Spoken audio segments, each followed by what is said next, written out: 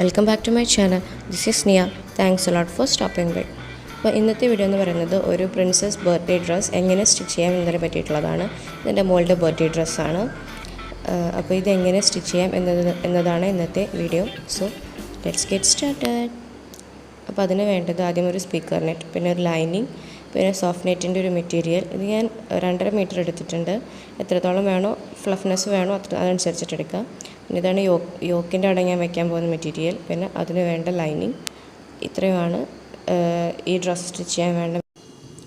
Then അതിൻ്റെ first lining ആണിത്. അത് എത്രത്തോളം ലെങ്ത്ത് വേണോ അതിനനുസരിച്ചിട്ട് കട്ട് ചെയ്തിട്ട്, പിന്നെ എത്രത്തോളം അത് ഫ്ലീറ്റ്സ് വിട്ടിട്ട് എത്രത്തോളം അതിനൊരു ഇങ്ങനെ പൊന്തി നിൽക്കുന്ന ഫീലിംഗ് വേണോ അത്രത്തോളം തന്നെ അതിൻ്റെ ലെങ്ത്തും, പിന്നെ അതിൻ്റെ വീതി നമ്മുടെ എത്ര ഹൈറ്റാണോ അരയുടെ ഭാഗത്ത് നിന്ന് എത്ര താഴത്തേക്ക് എത്ര നീളമുണ്ടോ അതിനനുസരിച്ചിട്ട് അതിൻ്റെ ലെങ്ത്തും എടുത്തിട്ട് അതിൻ്റെ 2 എൻഡും കൂടി കൂട്ടി തയ്ക്കുക.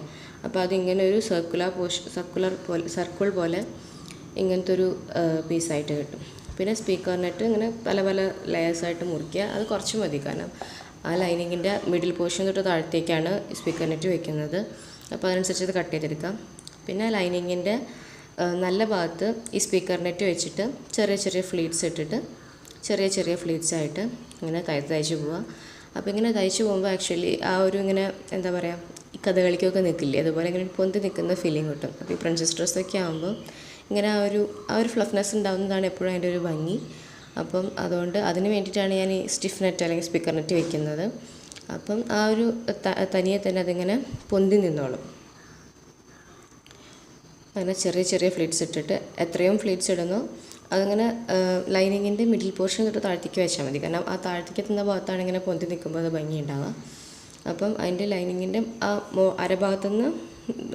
അരഭാഗം തൊട്ടിട്ട് ഒരു മിഡിൽ പോർഷൻ വരെ വേണ്ട, പിന്നെ മിഡിൽ പോർഷൻ തൊട്ട് താഴത്തേക്കുള്ള ഭാഗത്തേക്കാണ് ഈ ഒരു സ്റ്റിഫ് നെറ്റ് വെച്ചിട്ട് ഇങ്ങനെ ചെറിയ ഫ്ലീറ്റ്സ് ഇട്ടിട്ട് അതങ്ങനെ ആ റൗണ്ട് മൊത്തം ഇങ്ങനെ സ്റ്റിച്ച് ചെയ്തെടുക്കുക.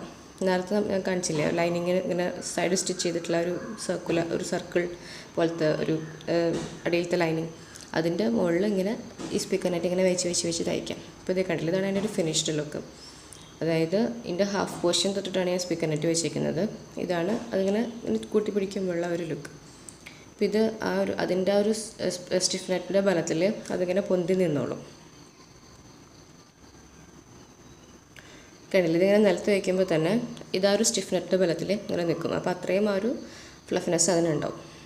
അതിനുശേഷം നമ്മൾ ആ ലൈനിങ് സ്റ്റിച്ച് അങ്ങനത്തെ ലൈനിങ് 2 എണ്ണം ആവശ്യമുണ്ട്. അതിനുശേഷം അതിൻ്റെ മുകളിൽ വെക്കാനുള്ള സോഫ്റ്റ് നെറ്റാണിത്. അതും ഇതുപോലെ എത്രത്തോളം ലെങ്ത്ത് വേണോ അതിനനുസരിച്ചിട്ട് കട്ട് ചെയ്തിട്ട് അതിൻ്റെ 2 സൈഡും കൂടിയിട്ട് സ്റ്റിച്ച് ചെയ്യാം. അപ്പോൾ വീണ്ടും അതൊരു സർക്കിൾ പോലത്തെ നെക്സ്റ്റ് പീസ് കിട്ടും. ഇങ്ങനത്തെ സ്റ്റിഫ് നെറ്റും ഇങ്ങനത്തെ രണ്ട് ലെയർ വരും. അപ്പോൾ ഇത് ഫസ്റ്റ് ലെയറാണ്. അപ്പോൾ അത് ഫസ്റ്റ് ലെയർ എത്രത്തോളം ലെങ്ത്ത് വേണോ അതിനനുസരിച്ച് കട്ട് ചെയ്തെടുത്തിട്ട് അതിൻ്റെ 2 അറ്റവും കൂടിയിട്ട് കൂട്ടി തയ്ക്കാം. അപ്പം അത് അങ്ങനത്തെ ഒരു സർക്കുലർ ലെയർ കിട്ടും. ആ പ്രോസസ്സാണ് ഇപ്പോൾ ചെയ്യുന്നത്. പിന്നെ ഞാൻ അത്ര വലിയ സ്റ്റിച്ചിങ് എക്സ്പേർട്ടൊന്നുമല്ല, അപ്പോൾ എന്തെങ്കിലുമൊക്കെ മിസ്റ്റേക്സ് ഉണ്ടെങ്കിൽ പ്ലീസ് എക്സ്ക്യൂസ് മീ. പിന്നെ എന്തെങ്കിലുമൊക്കെ തെറ്റ് ഞാൻ ചെയ്യുന്നുണ്ടെങ്കിൽ അതെന്താണെന്നുള്ളതിൻ്റെ കമൻറ്റ് ബോക്സിൽ തീർച്ചയായിട്ടും ഇടാം. അതിനുശേഷം ഈ ഇങ്ങനെ തയ്ച്ച നെറ്റൊക്കെ അതിൻ്റെ അരഭാഗത്ത് ചെറിയ ഫ്ലീറ്റ്സ് ഇട്ടിട്ട് നമ്മൾ ഇട്ട് പോവുക.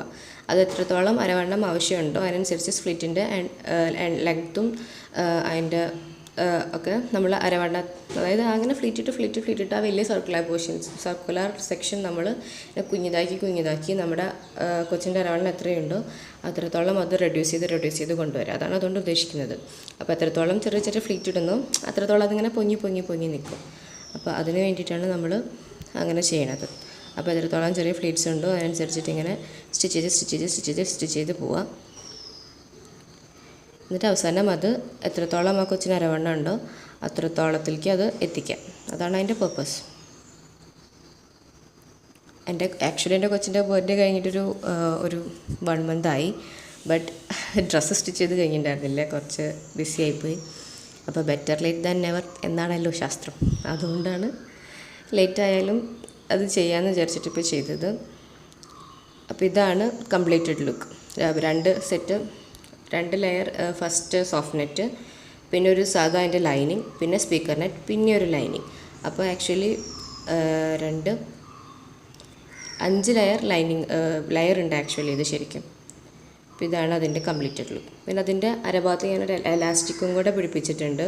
സോ ദാറ്റ് അതങ്ങനെ ശരിക്കും ഇങ്ങനെ അരയിൽ ഉറപ്പിച്ച് നിൽക്കാൻ വേണ്ടി ഒരു എലാസ്റ്റിക്കും കൂടെ ഞാനിവിടെ പിടിപ്പിച്ചിട്ടുണ്ട്. അതിനുശേഷം യോക്ക് പോർഷൻസ് എത്ര വേണോ അത് കട്ട് ചെയ്തെടുത്തിട്ട് അതിന് കറസ്പോണ്ടിങ് ആയിട്ടുള്ള സാറ്റിൻ ലൈനിങ് കട്ട് ചെയ്തെടുത്തിട്ടുണ്ട്. യോക്ക് പോർഷൻ എന്ന് പറഞ്ഞാൽ അത് ബാക്ക്ലെസ് ആണ്. അപ്പോൾ ഫ്രണ്ട് ഭാഗത്ത് എത്ര നീളം വേണോ എത്ര വീതി വേണോ അതിനനുസരിച്ച് വേണ്ടി മാത്രമാണ് ഞാനത് കട്ട് ചെയ്തിരിക്കുന്നത്. അതിനനുസരിച്ചിട്ട് അതിൻ്റെ 4 സൈഡും ഞാൻ ഇങ്ങനെ ഹെം ചെയ്തെടുക്കുന്നുണ്ട്. മടക്കി വെച്ച് ഇങ്ങനെ തയ്ച്ചെടുക്കുന്നതാണത്. അതിനുശേഷം ഞാൻ അതെൻ്റെ താഴത്തെ വെച്ച സ്കേർട്ടിൻ്റെ ഭാഗത്തേക്ക് അറ്റാച്ച് ചെയ്തു. അപ്പോൾ ഇതിങ്ങനത്തെ ഒരു ലുക്ക് കിട്ടും അതിന്. അതിൻ്റെ ബാക്കിൽ ഞാൻ ആക്ച്വലി ഒരു സാറ്റിൻ്റെ റിബൺ 2 സൈഡും തയ്ച്ചിട്ട് അതാണ് ഞാൻ അറ്റാച്ച് ചെയ്ത് പിടിപ്പിച്ചിരിക്കുന്നത്. കണ്ടില്ലേ, ഇത് ശരിക്കും ഒരു കെട്ട് പോലെ വെക്കുന്നതാണ് ശരിക്കും ഭംഗി. പക്ഷേ അത് എപ്പോഴും അഴിച്ചഴിച്ച് നിൽക്കും. അതുകൊണ്ടാണ് എന്നെ ഒരു ബാൻഡായിട്ട് വെച്ചത്.